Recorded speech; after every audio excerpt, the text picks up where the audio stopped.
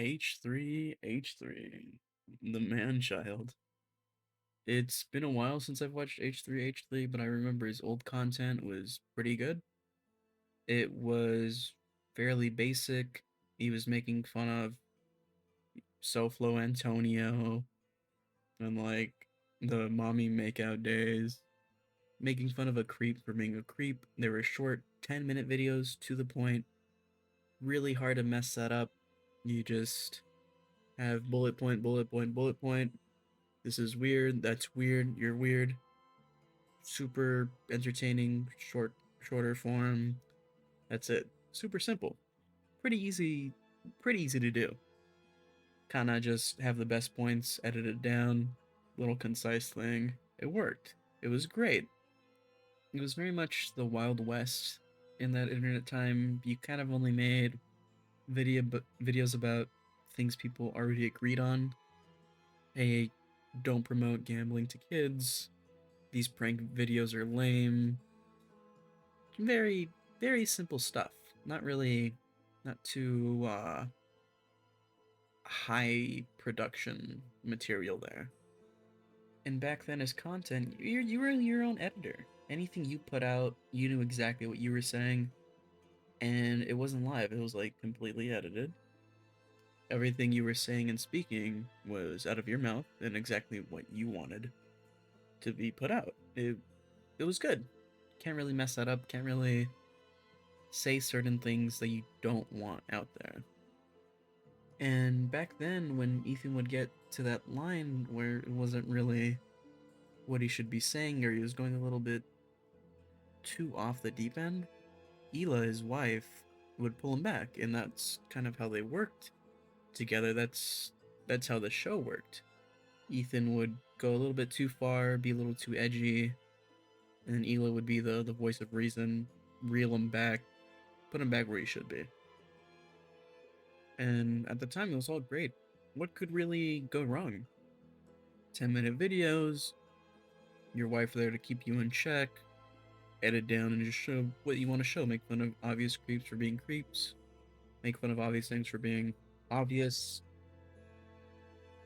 But YouTube started leaning more towards podcasting, longer form content like gaming, instead of these shorter, everyday, bite-sized pieces. They really liked the one big long video a week, or multiple a week, but really big videos that you maybe wouldn't watch all at once. You'd come back to watch, oh, here's the first half while I'm eating breakfast, then, oh, I've got to go to work or something. Let me watch this during my lunch break. Maybe finish the rest at home if it wasn't enough time. YouTube loves that, going back to the same video, watching it, rewatching it. I know certain podcasts I like, I'll go back to and rewatch. Maybe I was busy doing something multitasking, because I'm usually doing something else. When I listen to a podcast, you go back, rewatch it, rewatch it.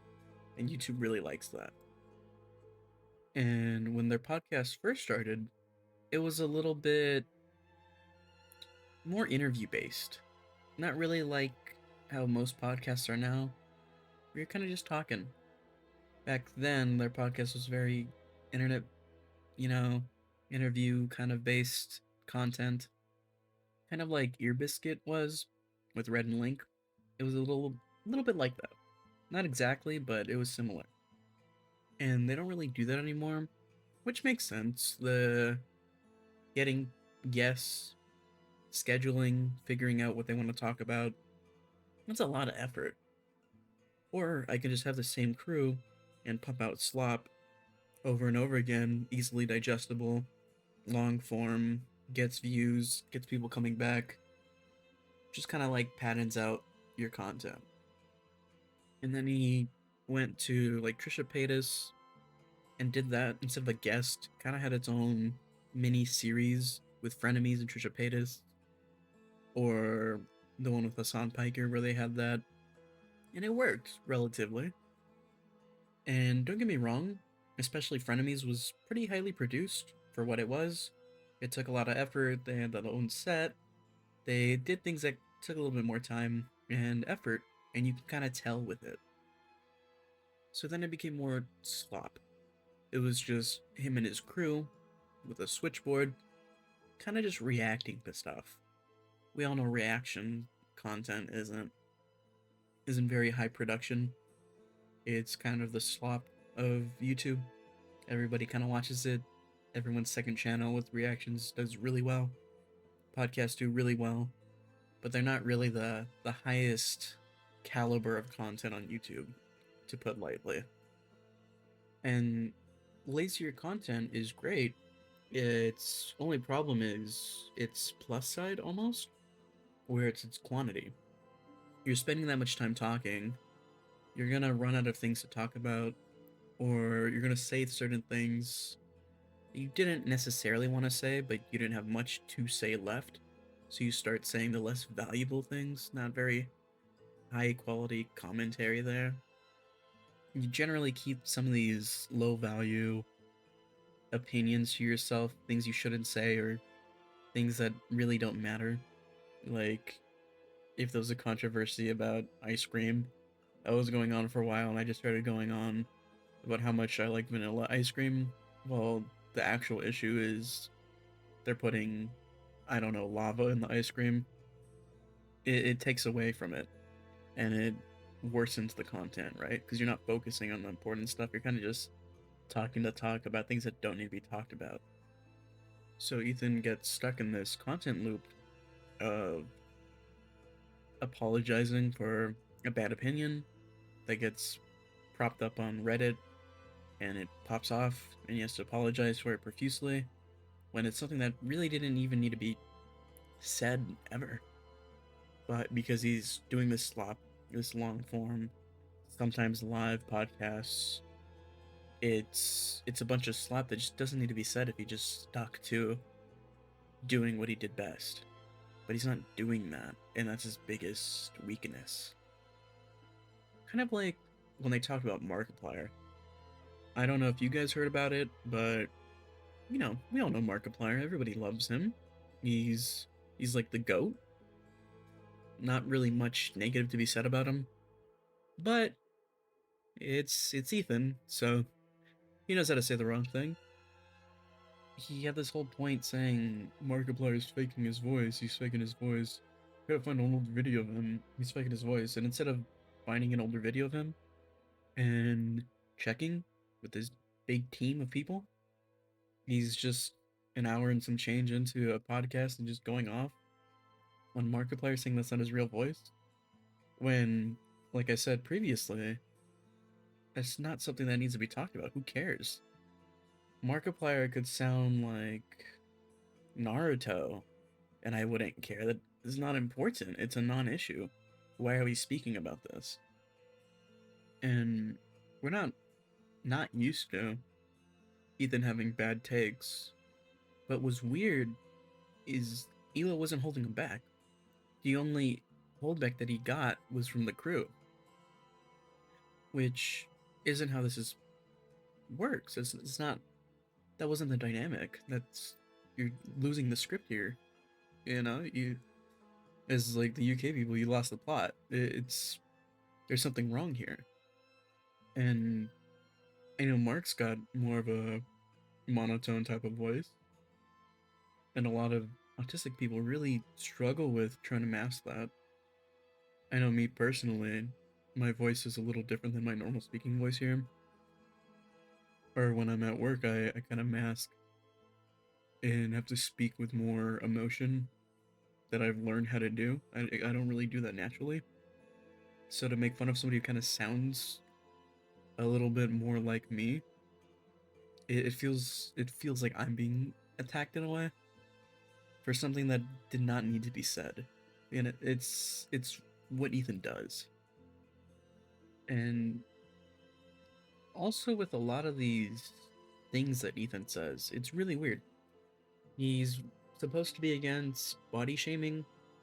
He made a really big point when people were saying that Elo looked like a horse, which I thought was kind of silly in a bad way. But he'll make fun of other people. He called Tana a Twinkie. I remember when he made fun of what's his name, James Franco, and he was he was body shaming him. He made fun of the way he looked, called him doughy, and he was then playing victim after, oh, not James Franco, Philip DeFranco, my fault. And he was playing the victim like, oh well, when he was talking about me, he used this bad image of me, when it was just Ethan with a weird haircut that he did for content. But Franco had a like body dysmorphia. He had this whole eating disorder that he's been really fighting to overcome. But then Ethan's like making fun of it. It doesn't make sense. He called him like a ham sandwich. And it's not just body shaming that he's got this whole just, oh, sometimes it's wrong, sometimes it's right, but only it's right when I do it. I remember when Cutie Cinderella was crying because the AI deepfakes of her, and as a female creator, you get very much over sexualized and kind of diminished to that's your only value. I'm not gonna lie, there are some content creators that's really all they're offering. There's a lot of those booby streamers on Twitch that their whole brand is kind of just showing off their body, and they do that because it's very easy to grow that way. But then wanting to shift to making something more meaningful once they've got that audience.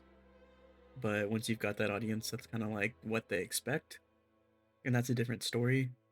But Cutie Cinderella's not that. She's a content creator. She doesn't flaunt her body for views. She's just a woman on the internet trying to make content, and to be diminished to deepfakes and being seen for just her body, that can really hurt somebody. And she was very emotional about it, rightly so. And as they're watching this video of her talking about it, she was crying. Ethan plays some funny audio over it, diminishing her feelings about it, just making fun of it. It's not the time nor the place for that. And it wasn't the first time that, well, it wasn't the last time that Ethan's really beefed with someone close to Cutie. He also beefed with Ludwig when in his content nuke, Ludwig had a valid criticism. He had a point because he doesn't like Frogan because they had beef before. There was a tier list and she put Ethan way on the bottom, and he tried saying it was a Arab to Jewish tier list because he was salty that he was put in a low tier because is a very fragile ego. But she was previously nominated for Rising Star, and then the next year he tries showing that she was nominated for it again, which, if that was real, okay, that's reasonable. But it was a fake doctored image that he tried to pass off as real. And Ludwig reverse image searched it and saw that it was a fake doctored image from Destiny's Reddit from a month ago. If you watch the actual awards, it didn't happen. That wasn't real. And that's Ethan's problem. He doesn't research anything. He speaks merely from emotion and surface level stuff. That's why he's wrong so very often. If you watched any of the Hassan stuff where they were doing content together and talking politically, Hassan had his points and they had backings. I didn't agree with all of them all the time because politics, I don't really agree with either side 100% of the time. I don't think a stable person should. But Hassan did some research, or at least had someone do research for him or something. But Ethan doesn't do any of that, so he looks very, very wrong very often. And even then, Ludwig goes out of his way to say he doesn't even like the creator, Frogan, that he's defending here. But when you're wrong, Ethan. And he doesn't hear that enough. Or when he does hear that from his like commenters in his community, he silences them, he makes fun of them. I remember one time he almost doxed. He actually did dox a guy, pretty much. He pulled up his personal Instagram. He found some family photos and like, oh, where's this guy at? Where do you guys think this looks like? Where do you think a guy like this would work at? I would be really curious to see where this guy works. Pretty much implying, hey, find out where this guy works and get him fired. You can say, oh, he was just you can claim ignorance with the way you worded it, but he knew what he was doing. Be so for real. He knew what he was doing. And because of this with Ludwig, Ethan doubles down, kind of dismissing his apology to Cutie for laughing and making fun of her and all the previous beef they had. And it's just so weird.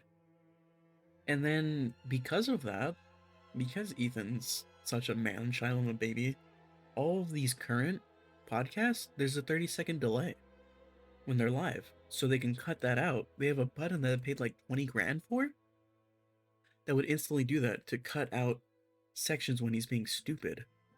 It's crazy. Just grow up. Be an adult about it. Think for 5 seconds before you speak. Use your brain if you have one.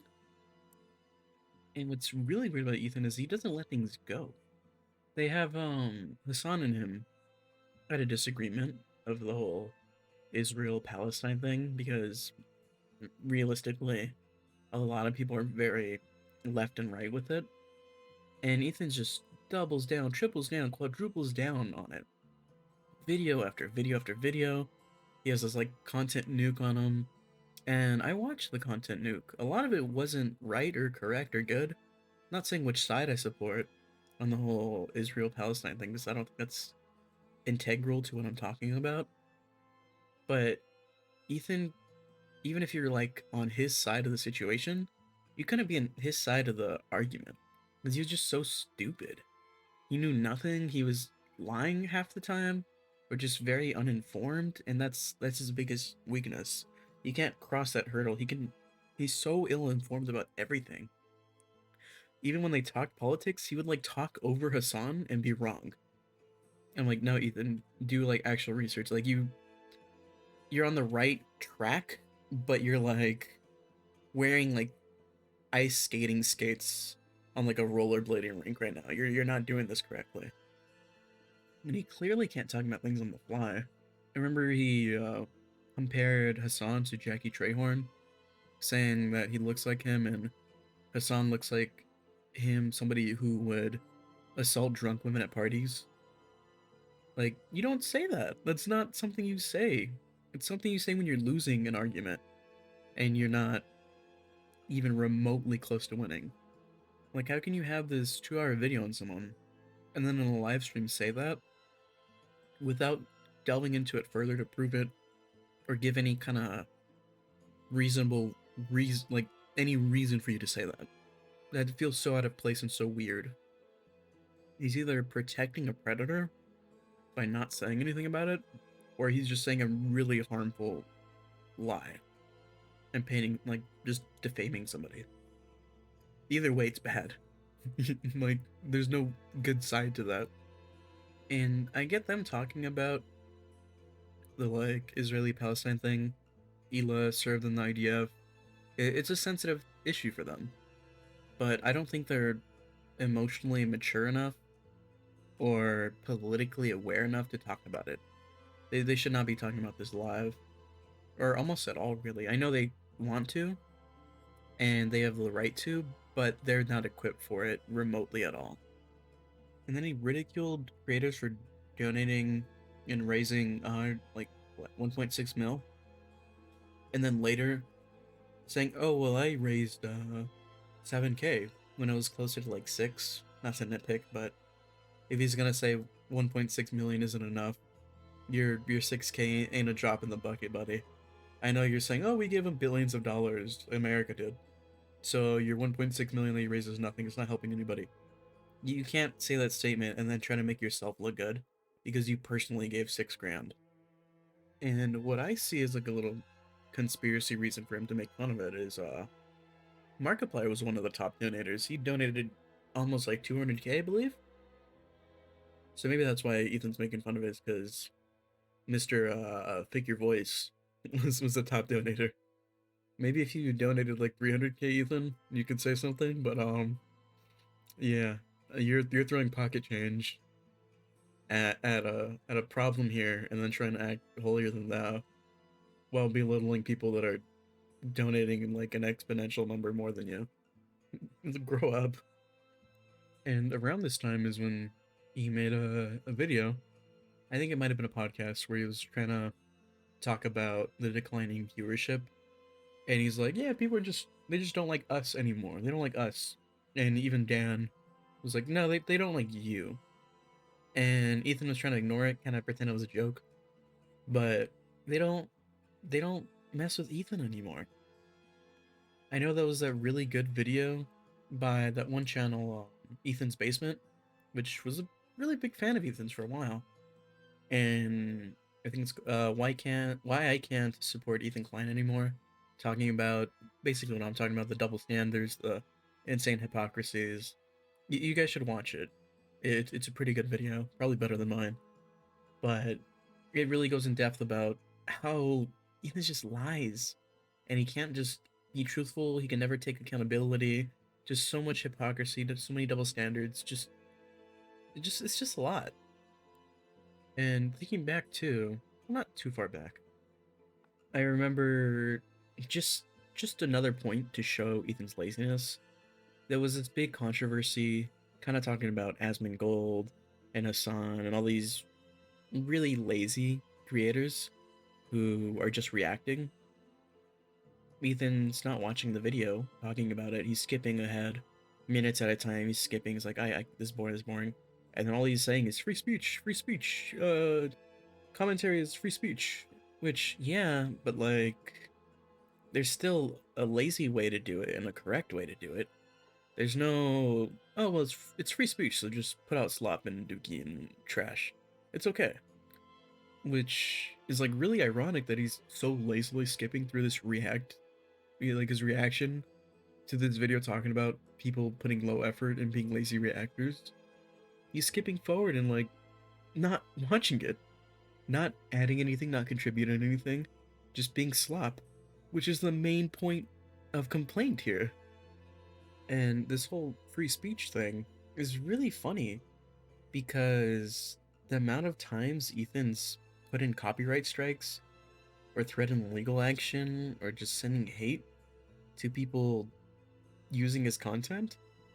There's this whole H3 snark subreddit, which is criticism of them. It's a decent Reddit size. It's about like 40k people, I believe, and they're copyright strike everything, and they're trying to silence them, even though they were these beacons of freedom of speech people for a little bit. They're like the heroes of free speech, but let's take down these fair use criticism of us because we can't handle it.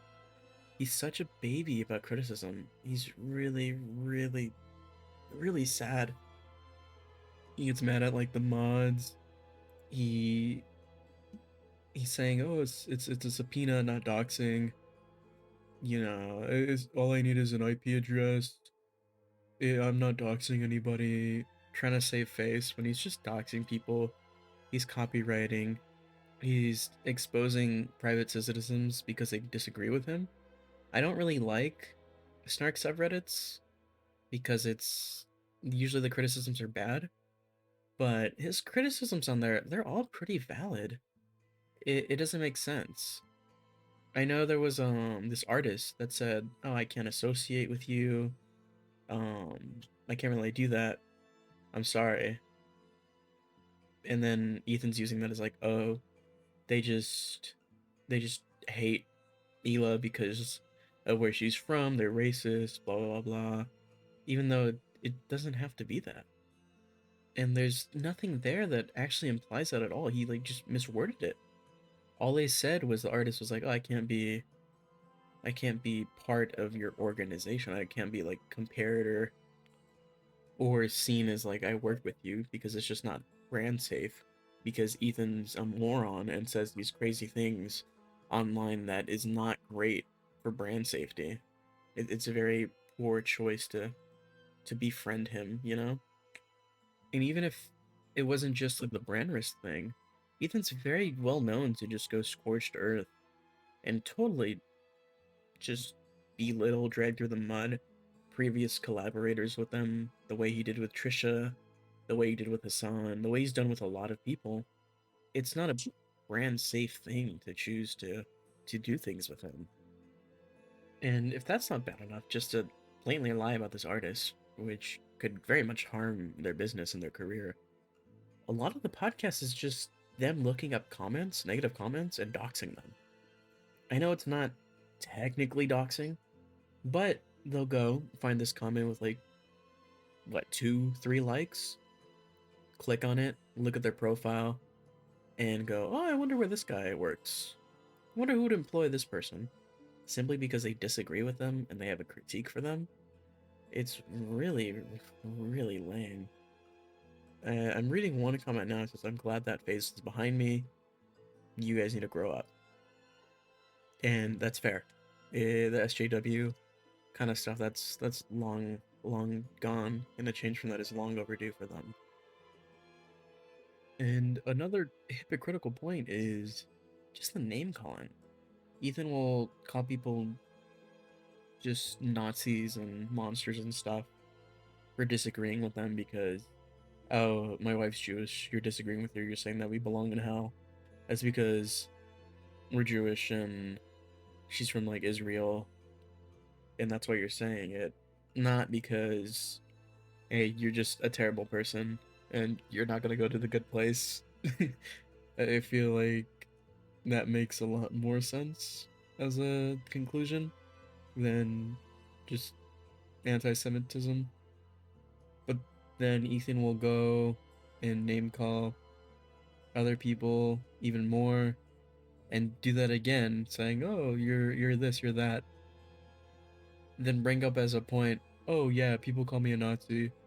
People call Ela a terrorist anytime they're receiving like any backlash, saying, oh, this name calling's not correct. Just because I did this one thing that should have been called out is actually bad, doesn't make me a bad person. It's so weird he doesn't get this, just how to talk. I remember when he was making fun of Philip DeFranco and he wasn't really aware how to punch down correctly. He called him a sandwich, like doughy, and made fun of him. And that's really weird to body shame, especially with the way he reacts when people said Ela looks like a horse. But he's making fun of Philip DeFranco, who's had a very long and like hard battle to deal with his eating disorder. That he's worked through it. He's trying to, get past it, do better. But that's not like the only creator that Ethan's really burned bridges with. He burns bridges with everybody, even fans. A lot of them are leaving. And I feel like we really need to just have everyone leave and just don't give him a platform anymore because he doesn't deserve it. He's acting like he's 13 years old. He's burned a lot of bridges with people just because he can't act his age. He's absolutely lost it.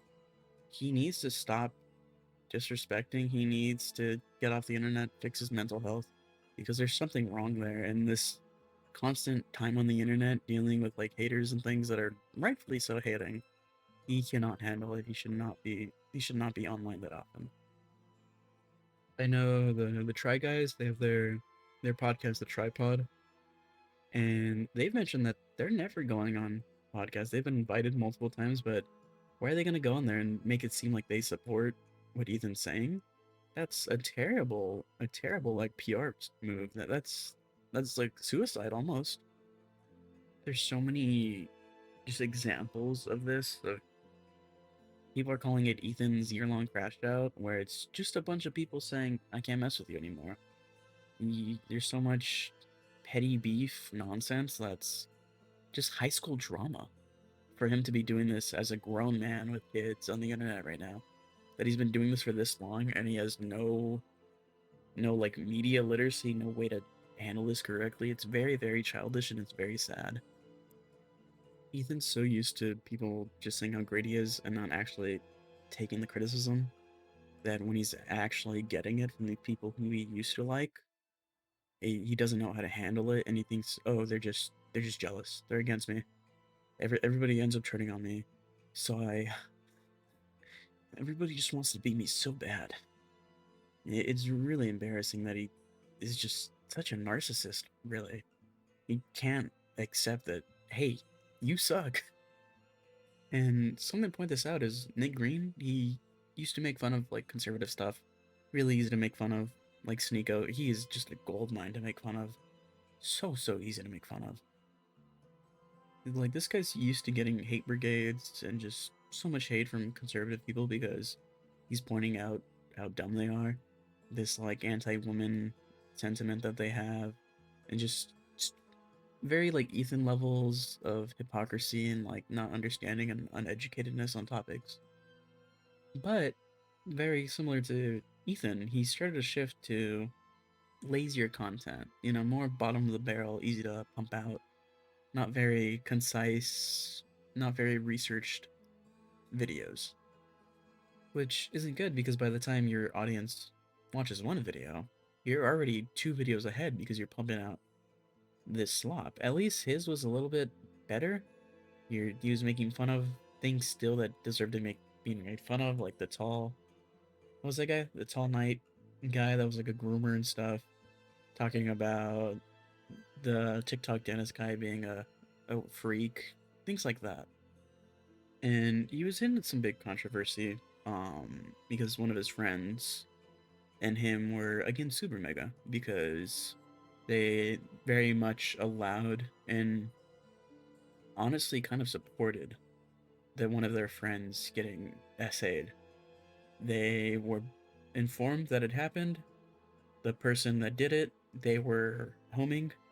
They allowed them to be there. They were there on a visa, and if they did the right thing, that person would have went back on their visa. They should not have homed them. And even after it happened, they were told by the victim they don't want to be around them, not to let it happen. But then they still mistakenly let the two of them be in the same house at the same time when she needed a place to stay. They also gave him a place to stay, which is not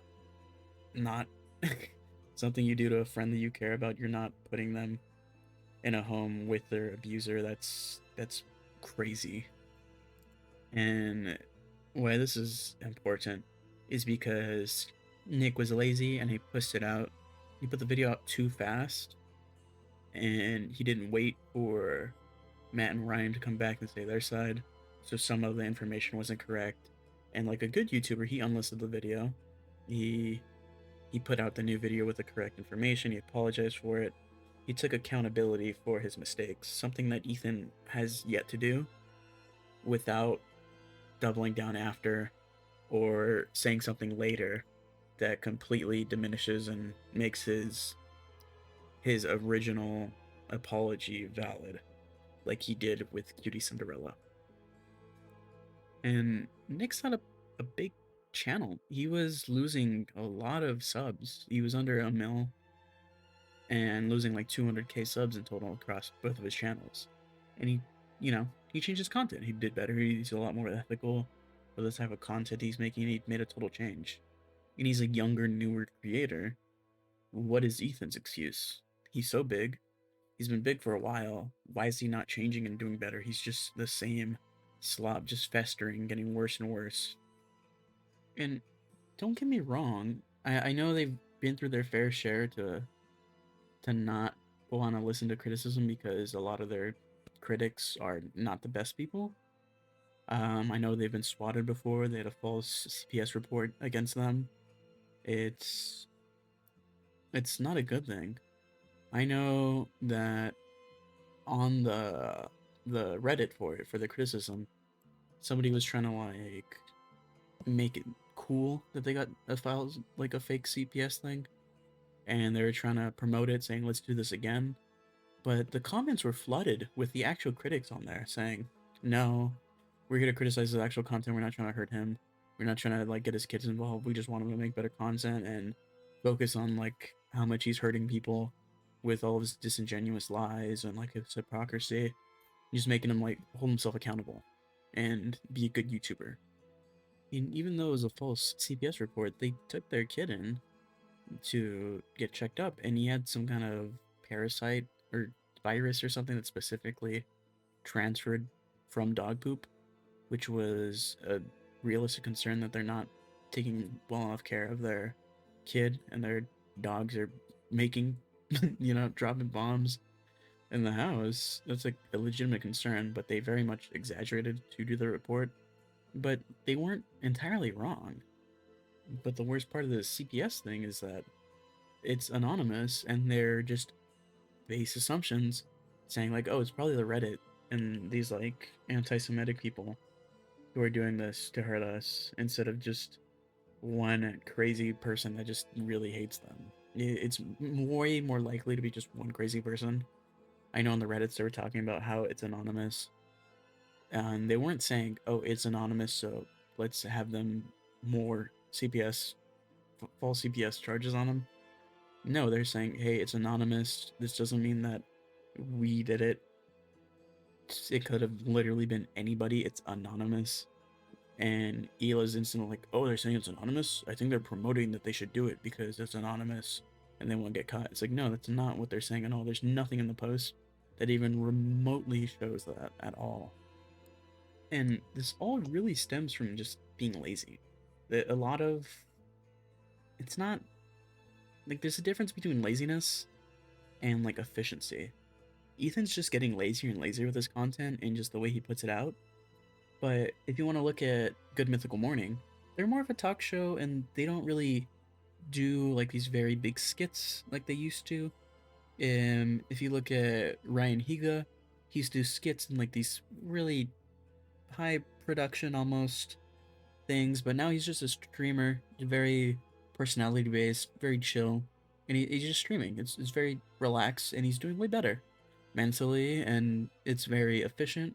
Instead of spending a week for this very elaborate, very time consuming video, you just kind of put these very efficient, time efficient videos out, and you're doing way better. Rhett and Link have been on the Tonight Show. They're very popular, but how often do you hear them getting in controversy? How often do you hear them telling their fans that they're the problem and that anybody who disagrees with them and doesn't like them are just doing it because they're blank? You're not getting that from them, but you are with Ethan. Ethan can't take criticism. He's too stuck in his own head. He's a narcissist. He's definitely got mental health issues and he's not facing them. He thinks he's perfect and everyone else is wrong, and that's really hurting him and his content. I don't wish bad upon most people, but I do think he needs to be kicked off the platform or put on pause or something to focus on those mental health things in himself. This is very, very obvious that he is spiraling. He's not getting better. He's getting worse and worse every day with every video. It's less and less quality. It's less and less truths. It's just slop that's infested with slop at this point. I'm not. There's not much more for me to say besides get better. See ya.